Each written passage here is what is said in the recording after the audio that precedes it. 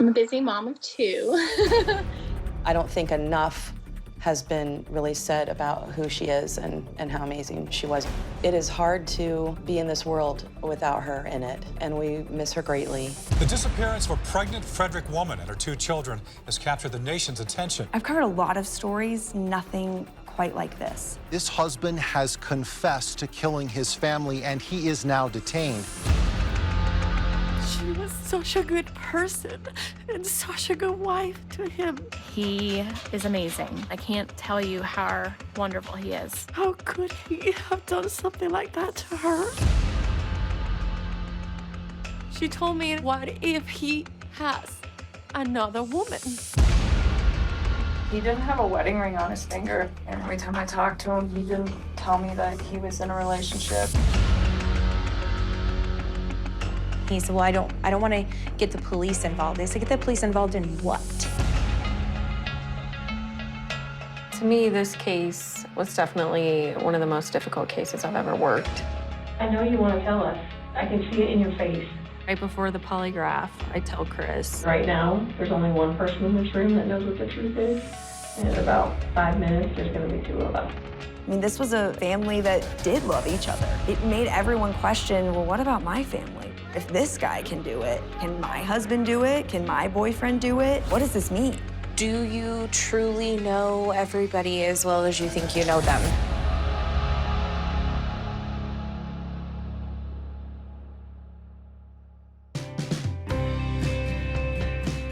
Hi. Been crazy today. I've been running around. I went to like 5 grocery stores, you know, because I like to bargain shop. Anybody that met her, you couldn't help but to want to be her friend. Hi. She just was a ball of love. I don't know. It sounds like too good to be true, but I know, but it really was. She really, yeah. I am Cassandra Rosenberg. I am a close friend of Shanann. I am Cindy DeRosset, and I also am a personal friend of Shanann. Everyone that doesn't know Shanann, tell us about you. I'm a busy mom of 2. She was a go-getter. She was determined to have the best life for her and her family. My name is Christina Meacham, and I was one of Shanann's friends for a little over 14 years.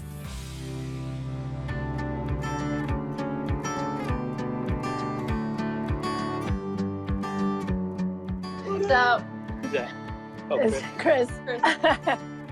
Those kids, I could talk about them for days. Shanann taught those girls how to love. Yes, yeah. You had Bella, which was the more nurturing, motherly, taking care of, you know, you and checking Definite on good you. big sister. Yeah, such a good big sister. And then you have Cece, the ball of joy, the firecracker. Just firecracker. I'm Jennifer Kowaleski. I'm a reporter with Denver 7. I reported on this case until the very end. Shanann Watts was a mom who very much lived on Facebook. Good morning, everybody. Hey, guys. So it's not the best lighting. So we'll see you guys soon. Bye. He almost fell in love with Shanann. I mean, she had such personality, and she lived on Facebook and shared her life. Oh, say hi to everybody. Hi. Cece, say hi, everybody. Hi, everybody. When she is posting on Facebook, it was our joy to watch. Those are our memories, too. Hey, guys. Hey, guys. This is Shanann. She was captivating. She was. She would pour into every person. I miss the text messages that I would get that say, "Good morning, beautiful," and all of us would get those Every from morning. her every morning. Her main job was a consultant for the nutritional supplement that you put on as a patch. Chris worked at Anadarko, an oil and gas company here in Colorado. I've always known him to be a loving husband, caring father. Family man.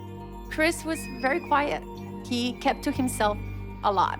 It was hard to completely connect as a friend with him, but she loved him. There was a video that she posted where she just said, "Chris is the best thing that ever happened to me." We have 2 kids. We live in Colorado, and he's the best thing that has ever happened to me.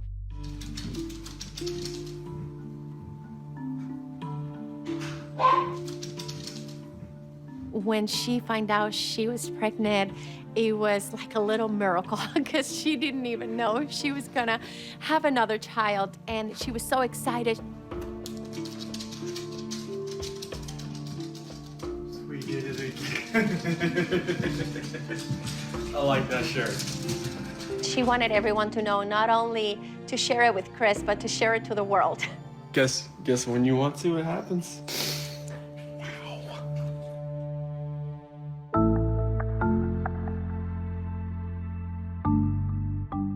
Shanann went back to North Carolina to visit her family at the beginning of the summer. She started noticing that there was a disconnection. Chris wasn't communicating with her like they normally would.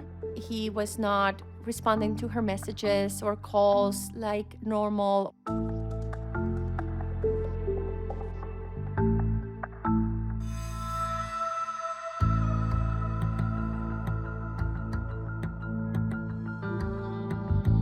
So Shanann was very excited to see him when he arrived to North Carolina, and the kids ran to him, hug him and kiss him, and all she wanted was to give him a big old hug and kiss him, but he really didn't seem interested in kissing her.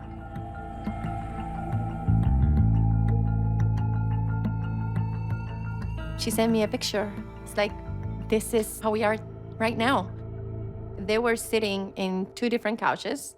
He was looking the other way, and she was looking into him, but in two different couches. They were in the same room, but communicating through text. They were not talking with each other. She told me, it's like, Christina, what if he has another woman? And I told her, it's like, sweetheart, there's no way that man loves you. Thank you so much for coming out here with me, Christopher. I am having a wonderful time. You mean a lot to me.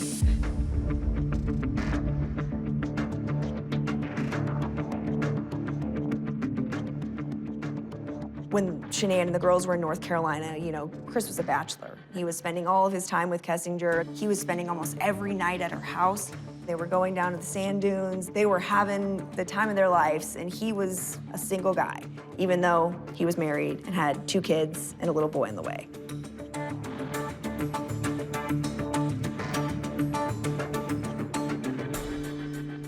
So Shanann, while she was in North Carolina, was really trying to find a way to figure it out, what is going on and what does he want out of the relationship.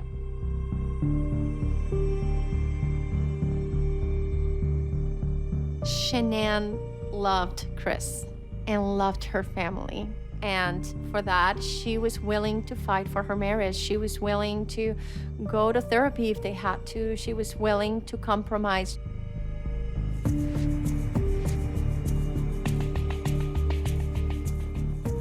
She was very distraught, and she was not herself, and she was very tired and confused. She talked with us in the hotel room, and she wanted to maybe do like marriage counseling.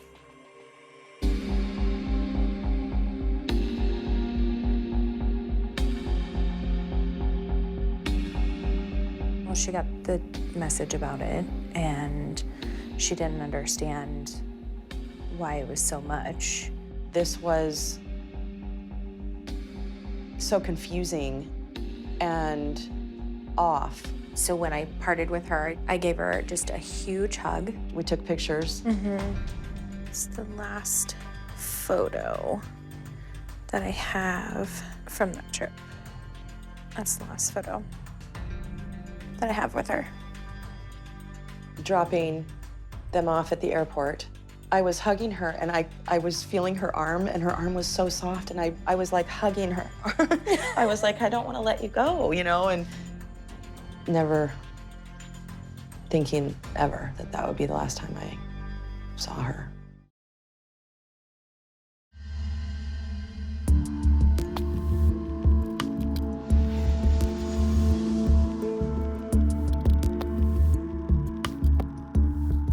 Shanann was coming home late in the evening. Her friend Nicole had just dropped her off. Nicole Atkinson was also a very good friend of Shanann. There's video of her on the doorbell camera walking up, which is kind of really eerie video now. She walks into the house, and that is when everything changes.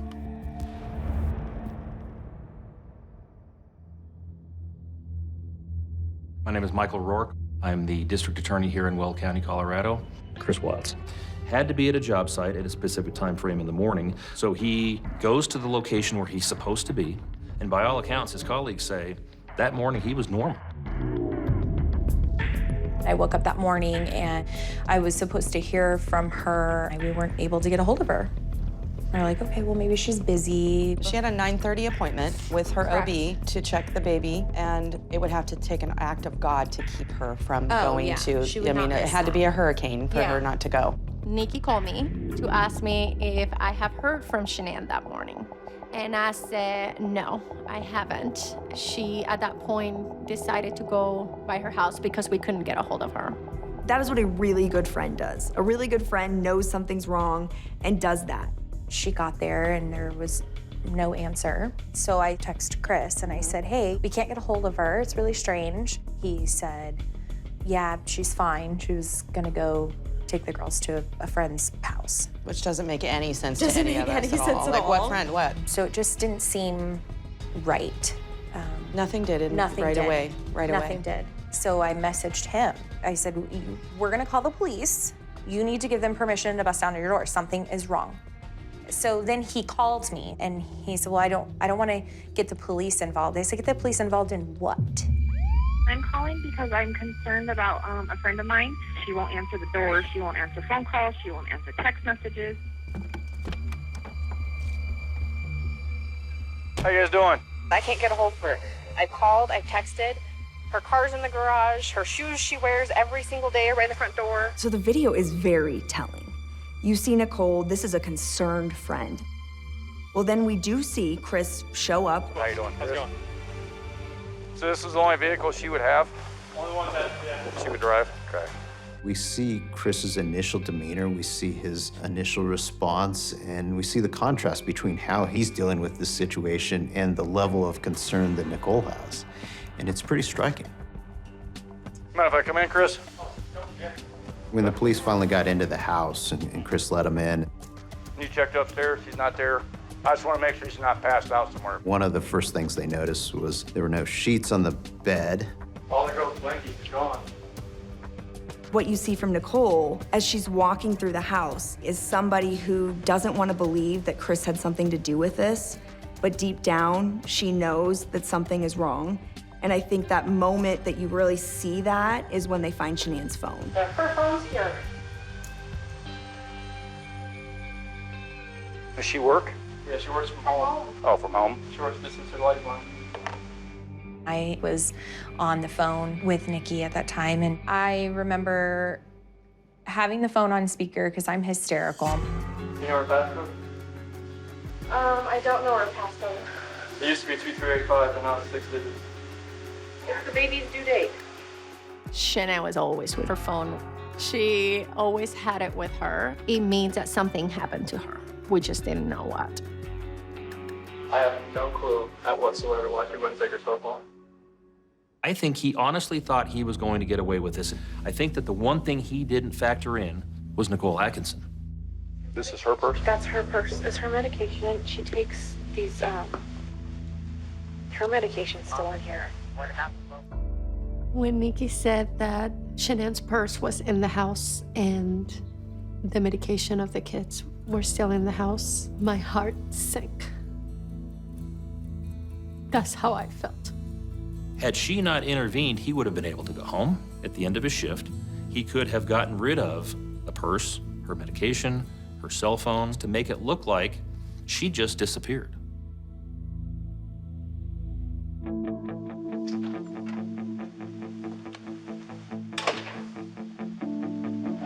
So we see in the video from the neighbor's surveillance camera that Chris leaves very early that morning. This is him at 5:17. We can see the garage door open. There's some kind of movement that can be seen. Usually park out there on the side. I just want to get everything but in. And watching his reaction when everybody is watching this and then turn and look at him, his demeanor changes almost immediately. His mannerisms all of a sudden cry out, this is something really making him nervous. Unless they pulled right here, but I would have caught her walking out. And everybody who's watching that is thinking, what is it about what we're seeing that's causing him this type of a reaction? That was a big red flag very, very early on. You just want to go talk to him? I'm going to get his info real quick.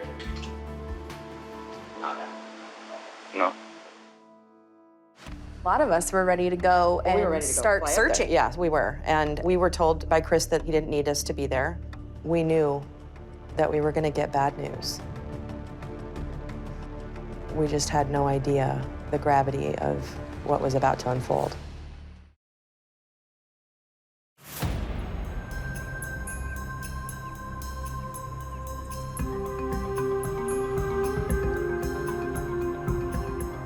My name is Tammy Lee. I'm an agent with the Colorado Bureau of Investigation. My boss came to me and said, you all need to pack up and head to Frederick. We need to find Shanann and her daughters. In any of missing person investigation, my wheels just start going like, okay, did this person walk away on their own? Did something happen to them? I'm just kind of going through all the scenarios of thinking, you know, what is this one gonna be like? Officer Lines with the Frederick Police Department. Have you seen this lady? Oh my gosh, no. Very quiet family. Now be on the lookout. I became involved on Tuesday morning, the 14th. It was still a missing persons investigation at that time. You guys have seen anything unusual? But there were certainly a lot of facts that were suggesting that it might head the direction of a homicide investigation.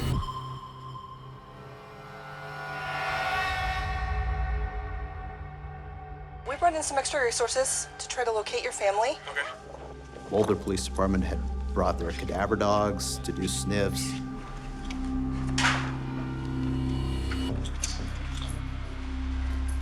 Smells like cleaning, doesn't it? Uh-huh.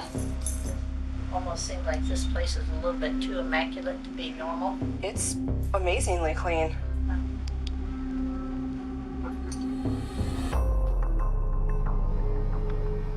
All right, we're done in there. Wow. We were in the command post when they told us that Chris had just interviewed with the media, so we actually all watched it together. Police looking for a pregnant Frederick woman and her 2 children who have seemingly vanished without a trace. Denver 7's Thomas Hoppe spoke with the woman's husband. Did you guys get into an argument before she left? It wasn't like an argument. We had an emotional conversation, but I'll leave it at that. But I just want them back. I turned around actually and said, oh, as soon as I saw it. Shanann, Bella, Celeste, if you're out there, just come back. Like, if somebody has her, just please bring her back. In my opinion, he showed no urgency. There was no emotion behind what he was saying. I need to see everybody. I need to see everybody again. This house is not complete without anybody here. Please bring her back. I don't know about you, but I was a little disgusted actually watching the interviews, the interviews that he was doing. Oh, yeah. Because of his nonchalance. None of that is evidence, but at the same time, it's very strange to investigators.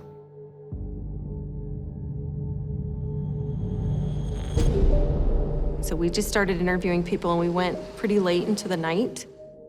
And that's when Special Agent Coder conducted his first interview with Chris Watts. This is the preamble for a consensual recording at the police station with Chris Watts. He created a bond with Chris very quickly that he knew Chris would not want to disappoint him in any way. What do you think happened? At first, I really thought maybe she was just at somebody's house, just decompressing, exploring off scene. Yeah. We were getting flooded with tips of sightings of Shanann and the girls, and so we were bringing those into Chris and saying, hey, does this look like your wife and your children? Yeah, does that look right? No, that's Ray's too long. Does that look like your wife? Hair's too long? Yeah. Okay. We're trying, buddy. Sure. We are trying. So I do feel like he felt like he was part of our team. Was that a mind game? I'm not gonna talk about that.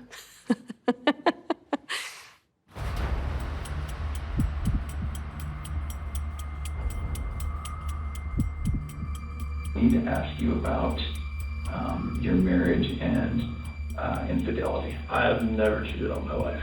Okay. And I fully suspect she has never done that to me. Oh, okay. The interview was by and large a lie from start to finish. I fully expect if we ever thought about straying another way, that we would tell each other before it happened. I think that sounds ridiculous. And so our prosecutorial law enforcement wheels are starting to spin and think, we probably have the right guy. Now, how do we start poking holes in some of the things that are coming out of his mouth? What do I do to help you walk out of this room and not look like the person who's responsible? You have to trust me that when I tell you that these two beautiful girls right here, I did nothing to them, and to my beautiful wife, I did nothing to her.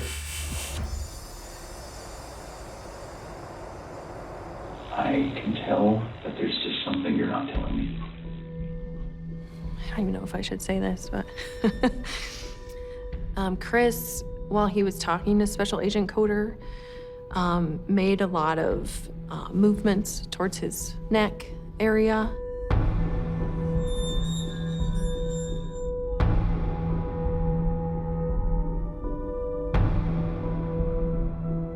Special Agent Coder actually came out of the room, and he said he may have strangled her.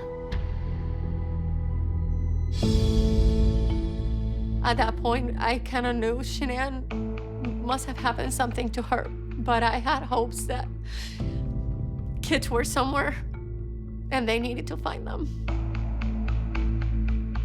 Anxiety, tears, worry, the desire to be there and help in some way to find them. Calling the detectives. I think that there was a lot of things that they knew that they weren't able to, say, divulge yet.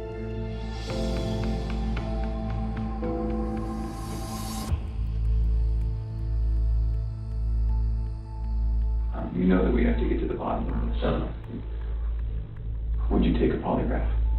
Sure. They had made arrangements for him to come back the next morning and submit to a polygraphic exam. But we didn't know if that was going to happen. Go to your friend's house, get a good night's sleep. It would be very reasonable for him to conclude that he was a suspect. After that, can you just come straight here? Yeah.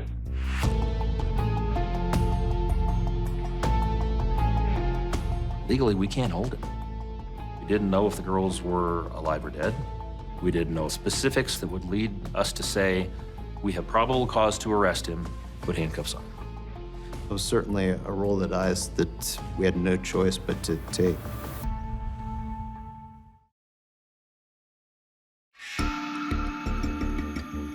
Chris picked his father up from the airport and drove straight to Frederick PD. We had set up the polygraph, and we talked about what was going to happen. You know, whether Chris passed, whether Chris failed. What was our strategy? Did you meet Tammy yesterday? No, that's good. All I know is Tammy. Hi, Chris. How are you? I conduct all my polygraphs the same. I'm very bubbly. It's not gonna buzz you or anything. I've never done this before. I find it very easy to maintain rapport with someone. I think that's totally awesome that you're here today. I mean, I commend you. We do this in all of our missing person cases, so don't think that we're just singling you out. I need Chris to know that I was his friend, I was there to listen, and I was there to hear his story.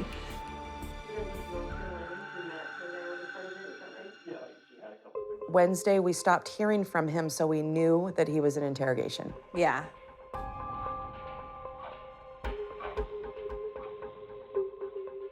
Just make sure you don't move, okay? So right before the polygraph, I tell Chris, Right now, there's only one person in this room that knows what the truth is, and in about 5 minutes, there's gonna be 2 of us, so that's the coolest part. we call it snapping a knot in their ass, because that's what we do right before the polygraph, because we want them to know it's over. Like, whatever you're saying is, you better be truthful or we're gonna find out. All right, you ready? Let's do it. Okay, stay still. Do you know where Shanann is now? No. Did you physically cause Shanann's disappearance? No. Are you lying about the last time you saw Shanann? No. The type of testing format that I used, we would consider someone to be deceptive if they were a -4 and below. Chris Watts scored -18. Be right back. Great. Immediately, I started thinking about how are we going to get him to confess to this? Because at that point, I knew he had done it.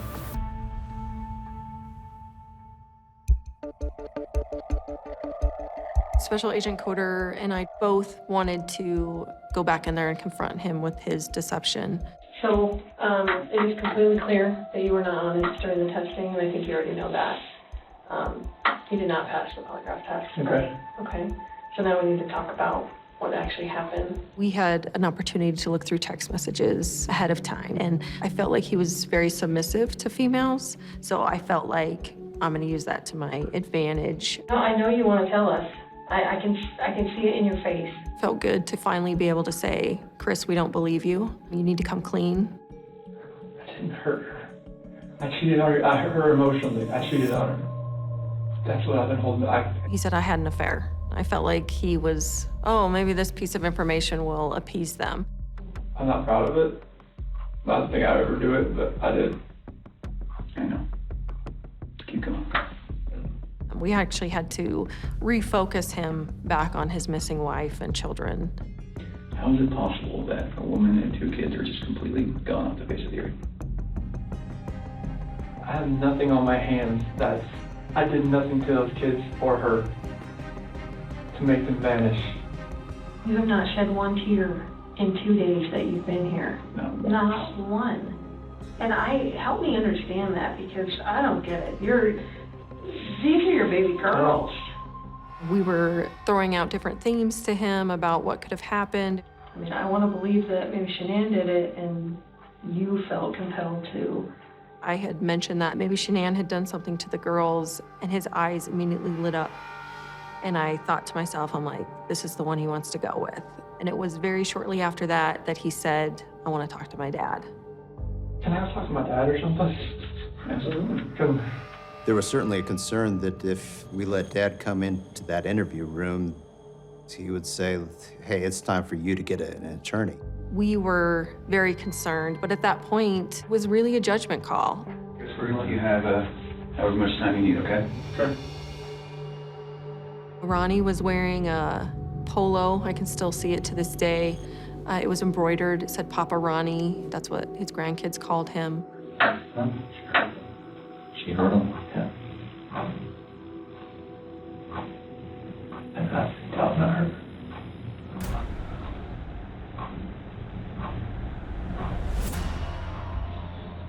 There was a very big sense of relief, but at the same time, I'm like, he went with the theme that I had given him about Shanann doing something to the girls. I feel horrible for what I did. Now look at my kids. See what she did. Probably one of the most ridiculous things I'd ever heard in my life. He was lying because nothing could happen to those kids if she was alive. We needed to try and get him to actually tell us what really happened. Just the hard part. All you have left is you tell us where they're at. I'm sorry.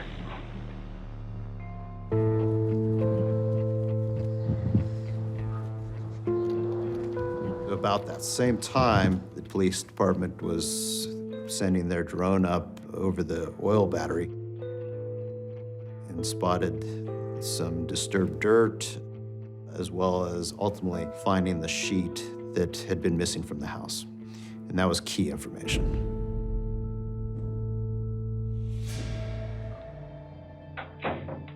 We brought that drone picture into the room with us.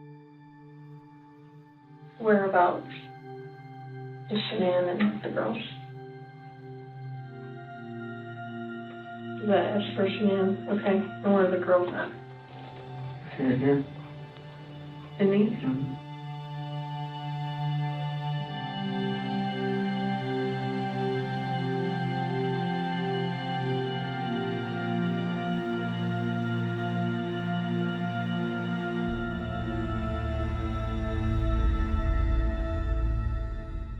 I'm gonna have you face that wall over there.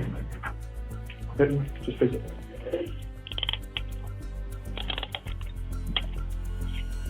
I was grateful that we were able to locate Shanann and the girls.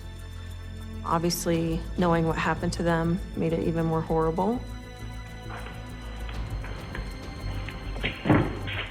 I did not believe for 1 second that Shanann had done something to her girls. In a way, I felt like I failed because we didn't actually get to the actual truth that day.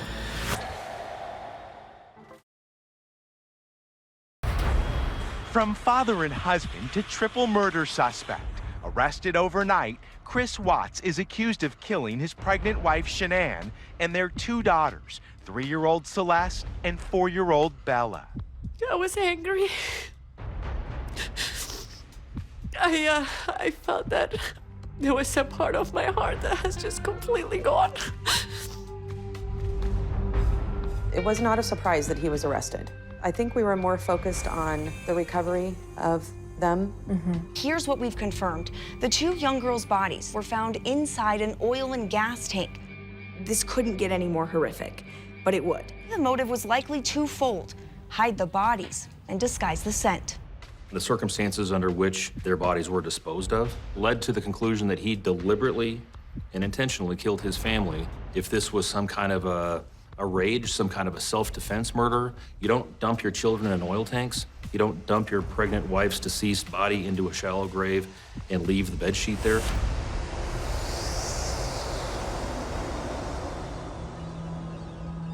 This case, it took a toll on all of us. It was just one thing after another.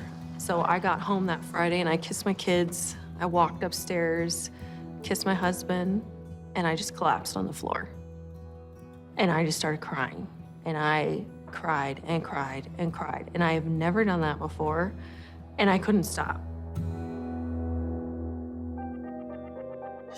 In the next 4 hours, a judge will sentence the Frederick man who pleaded guilty to killing his pregnant wife and their 2 daughters.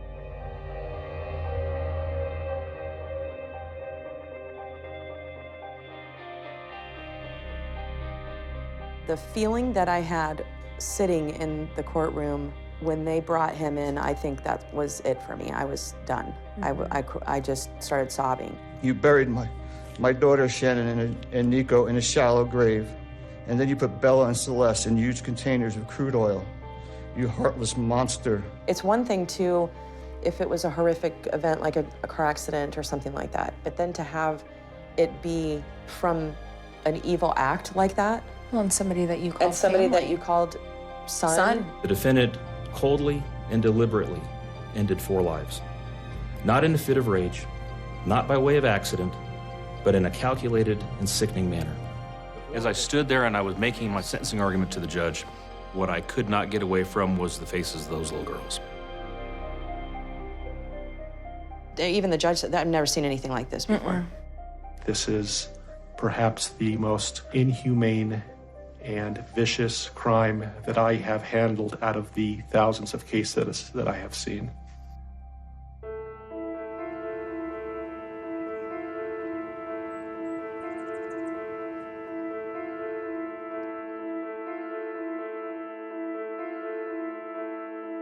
This shocked me just as much as I think it shocked the rest of the world. All of it. Like, he lied so much. She claims that, you know, she had nothing to do with this. She was just a woman caught in the middle. I really thought she left. I was like, let her go. You know, she'll come back in a day. She'll be all right. Let her cool down. She'll be here. It'll be okay. There was never a point in time, I think any of us thought that she had a hand in what happened to Shanann and the girls. She may very well have been the motive in the defendant's mind, but she had no role. I think a lot of people are going to probably assume that I was the catalyst for his movement, but why would you wipe out your family to be with me?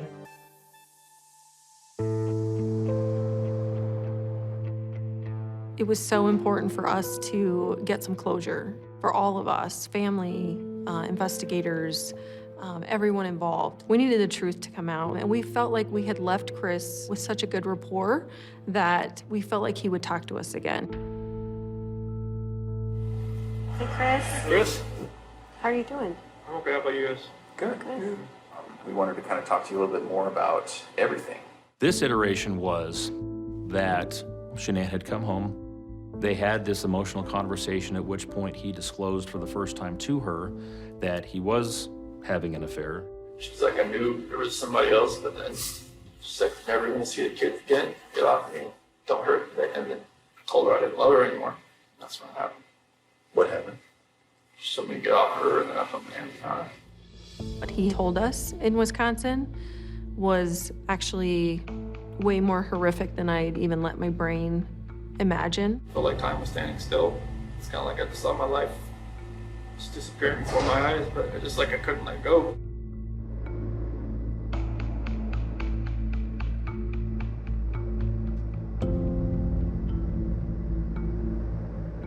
None of us had allowed our brains to even think of the possibility that, oh my gosh, the girls were alive, you know, sitting next to their deceased mother in the back seat, and you watched them hug each other, and then you murdered one of them in front of the other one. My first reaction was one of absolute horror. I couldn't wrap my brain around what I just heard.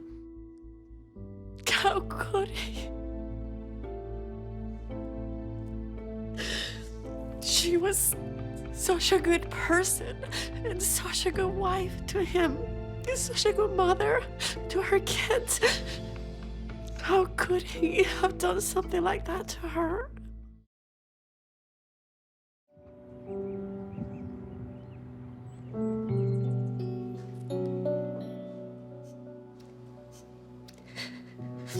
I know you guys didn't know them, but they were full alive. I miss her. Shanann's essence, it's been kind of lost in all the tragedy. Shanann was a good person, a good mom, a good wife, a good daughter and sister. And she was just full of love and happiness. We have so many memories together. That was the last trip I saw her at. We always have fun.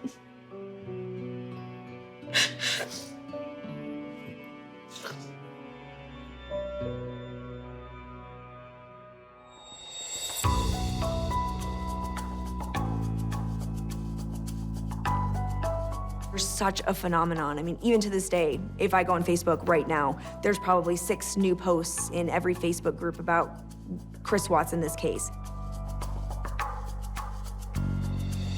There's YouTubers. Everybody's got a podcast about this. Everybody has their 2 cents about this. It's insane. The type of attention or publicity it has gotten has been overwhelming. Women have gone out and bought the cardigan I was wearing. It's all been very surreal, to say the least. We're taking both our kids after a long day, dinner, and then to a splash pad / outdoor concert. People will say things behind a computer screen that they will never say to your face. And there were a lot of really hateful things that were being said online. People were quick to judge Shanann because there was so much out there to judge. I mean, there were more videos than you could watch in a day. I mean, you kind of know that the world is a little ugly out there, but I have never met so much darkness and hate. You know, some of our close friends have been attacked so much, her family. It's sad. It's disgusting. Our family, including Shanann and her children and our grandchildren, have been ridiculed, demeaned, slandered, mocked in the most vicious ways you can't imagine. Her dad had to get in front of a camera and ask people to just please stop. There's not even anything to describe what this has done to their family. It is cruel, it is heartless, and it's flat wrong. But the other side of it is so much bigger than the hard stuff that we have dealt with. The love and support and the prayers and the messages from strangers that we would get in our inboxes from women who said, this made me finally leave my abusive partner. And then they'll say things, I'm doing this for Shanann and Bella, Cece, and Nico. Yeah. I'm doing this for them. And I'm doing it for my children. You know, I think this is a case that just sticks with you. I can't drive by an oil site without thinking about Shanann and the girls. I'll never forget about this one. That's the million-dollar question. Why did Chris Watts not just divorce his wife and move on with his girlfriend and have his own life? I've learned in this job that you can't quantify or qualify evil. I can't make sense of something that doesn't make sense. This was a family that did love each other, and how they could get to this point. It made everyone question, well, what about my family? If this guy can do it, can my husband do it? Can my boyfriend do it? What does this mean? I mean, it rocks your world. It makes you think, do you truly know everybody as well as you think you know them?